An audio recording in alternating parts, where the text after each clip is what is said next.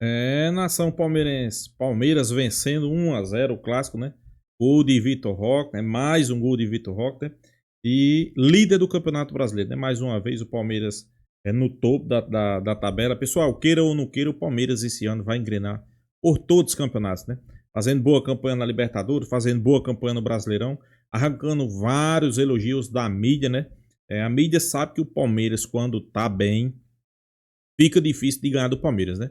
Mais um bom jogo, um padrão de jogo que o Palmeiras vem mantendo. Um jogo até complicado, um jogo difícil, né? Mas o Palmeiras não desistindo até o final, conseguiu o seu gol, conseguiu a vitória. Vitor Roque, mais uma vez, eu dizia, o negócio era só fazer o primeiro gol. Depois de fazer o primeiro, ninguém pega. Vamos acompanhar o vídeo aí, créditos do vídeo ESPN Brasil, link na descrição, no final do vídeo eu deixo a minha opinião. Vamos lá, pessoal. Que eu sou técnico e vocês não. Tem o menor sentido, gratuitamente, né? Bom, vamos ouvir o João Martins. Daqui a pouco tem Zubeldia também para falar dessa derrota. E vamos ver o que o João Martins pode explicar aí com relação a algumas opções, algumas decisões do Abel no jogo. Vamos lá. Boa noite. Antes de mais, queria começar a dar os parabéns neste dia especial para todas as mães palmeirenses. Em nome da Comissão Técnica, dos jogadores, toda a estrutura do Palmeiras. É um dia que é muito especial, principalmente para todas as nossas mães. Falando do jogo, e começando com a última pergunta, sim, nós sabíamos que esta temporada ia ser uma temporada muito desgastante. Estávamos a ter opções para todas as posições, um elenco um pouquinho mais equilibrado em todas as posições. Sabíamos que ia ter, que faz parte deste contexto, ter muitas lesões. E quando se tem algumas lesões, temos que ter sempre opções válidas que continuem a manter o nível e a consistência da equipa. E se formos ver, dos jogadores todos que estão hoje sentados no banco, ou quase todos eles passaram por problemas físicos já nesta temporada. Murilo, Veiga, Maurícios, o Felipe no início, todos eles já passaram pelos seus problemas.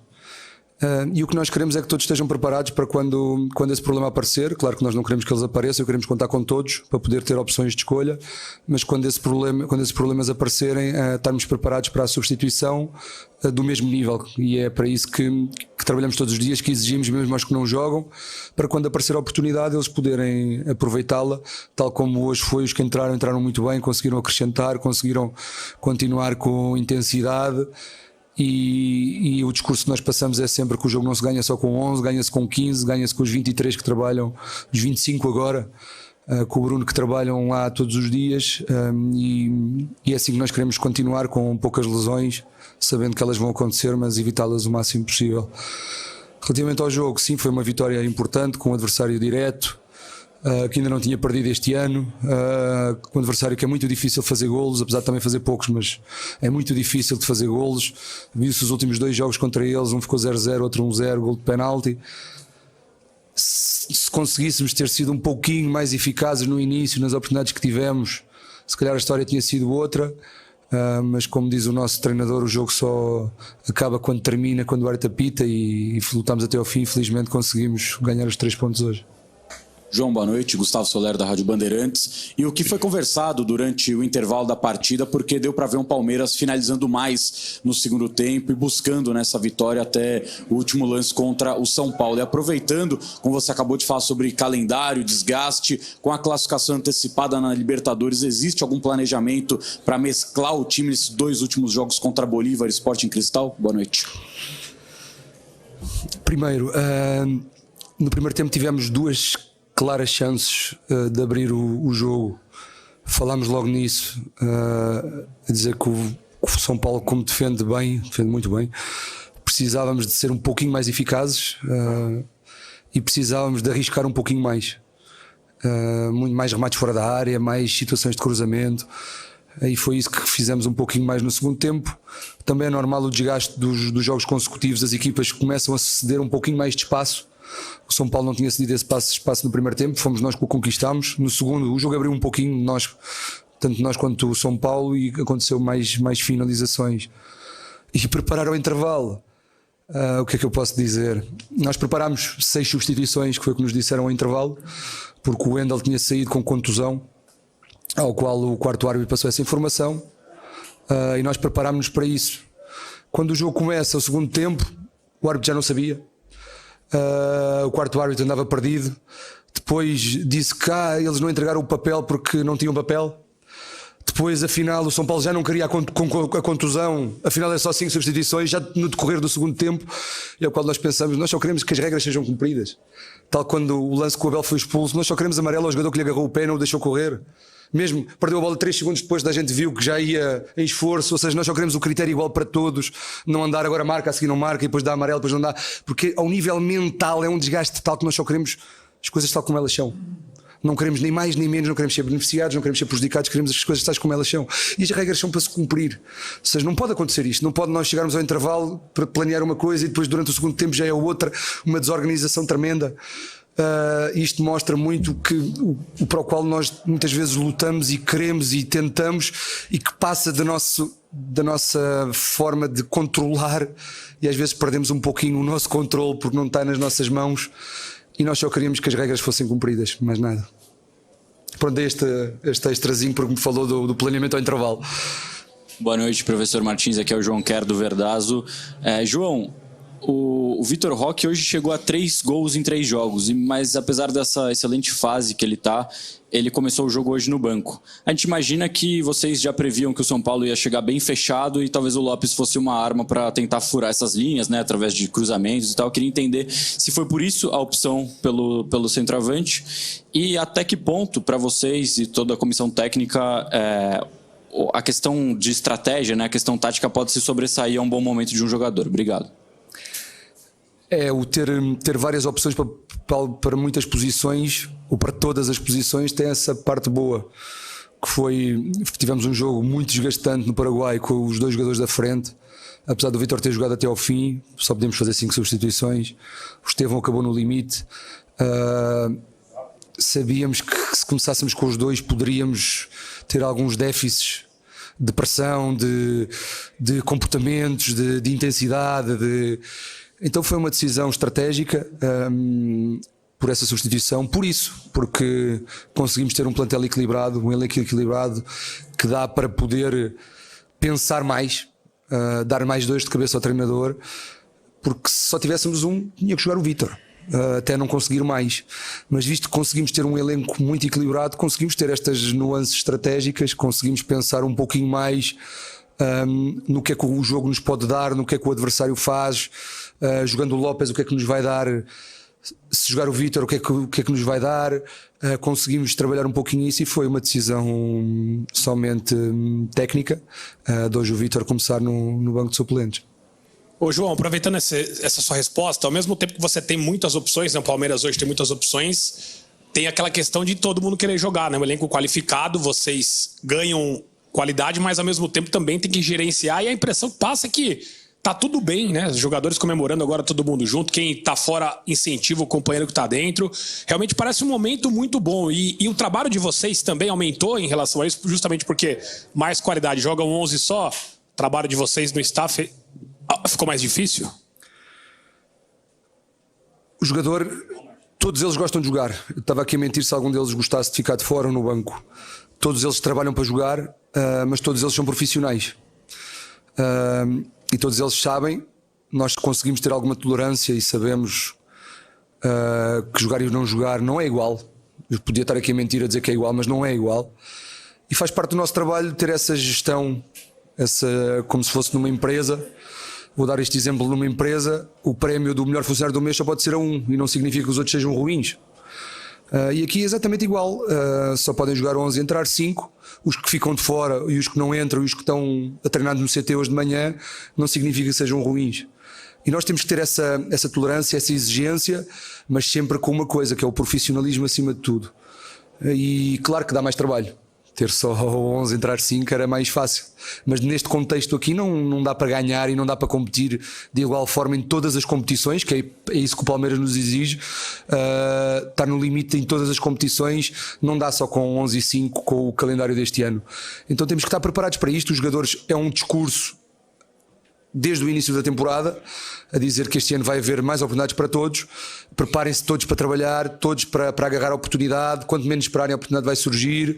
Estejam preparados. e é isso que tem acontecido. E é uma coisa que ajuda isto tudo, que é ganhar.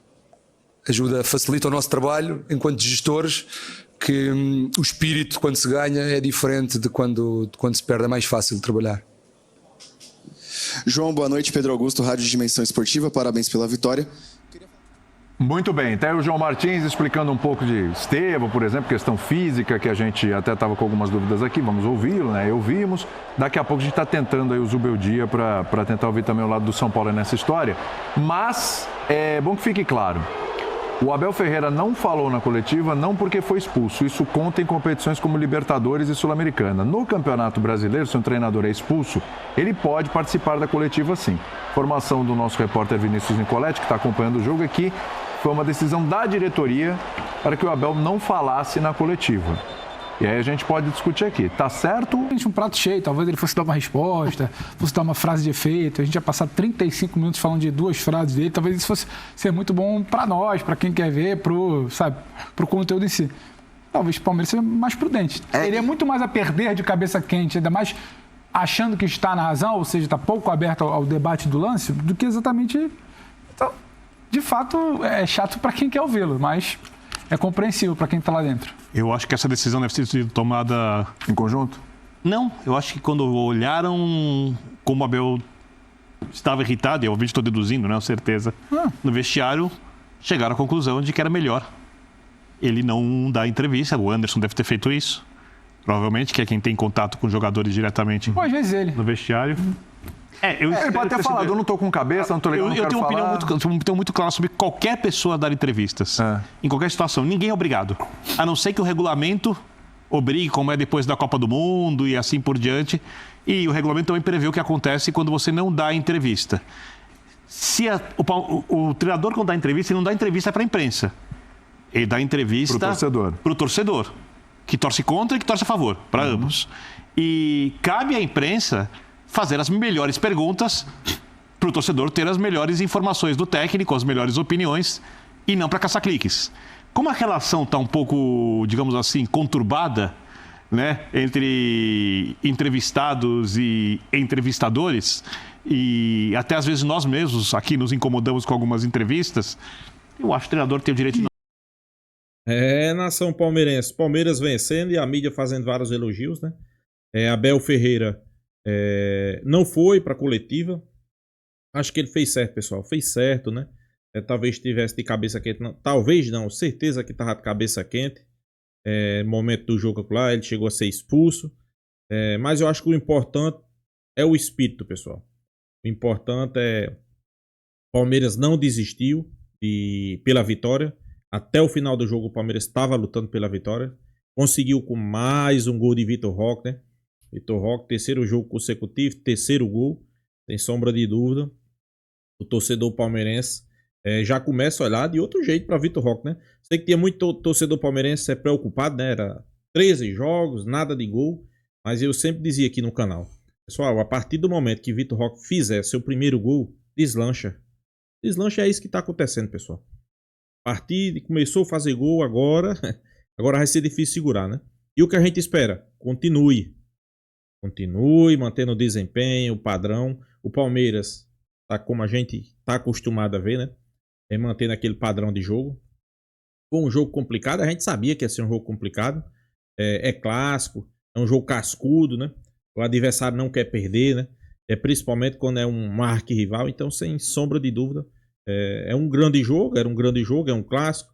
Mas o Palmeiras saiu com os 3 pontos, líder do Campeonato Brasileiro, né? Sem sombra de dúvida. O objetivo foi alcançado. O objetivo do Palmeiras era ganhar para assumir a ponta novamente, que o Palmeiras tinha perdido, né? Com o jogo do Flamengo, né? Mas agora, líder novamente, sem sombra de dúvida, não tem muito o que fazer. É manter o mesmo foco, Abel Ferreira manter o mesmo desempenho da equipe, mesmo com algumas mudanças, né? E vocês viram aí, né? O auxiliar aí de Abel Ferreira, ele disse algumas coisas ali que a gente tem que frisar aqui. Uma equipe campeão não se faz com os jogadores. Principalmente aqui no futebol brasileiro, pessoal. Você dificilmente vai ver 11 jogadores jogando todos os jogos. Aqui não existe isso. Dificilmente, né? Por quê? Calendário. assustador, muitos jogos, muitas lesões. Então, sem sombra de dúvida, uma equipe vencedora se faz com 16, 17, 23, como ele citou aí, né? E o Palmeiras hoje tem um elenco qualificado o suficiente, né, para disputar todas as competições e com favoritismo. Não adianta a gente querer fugir disso. O Palmeiras é favorito a ganhar todas as competições? É sim. Vai ganhar? Não sei. Tem time para ganhar? Tem. Mas futebol é futebol, né? Tem que vencer, tem que a cada jogo passar por etapas. Então, sem sombra de dúvida, o torcedor palmeirense está mais tranquilo. Está classificado na Libertadores, líder do Campeonato Brasileiro, jogando um bom futebol, Vitor Roque fazendo gol, então não há motivo para preocupações, né? E a mídia fica o quê? De boca aberta e os rivais de orelha em pé. Então é isso, pessoal. Deixa a sua opinião, se inscreva aí no canal Porco News e até a próxima, pessoal.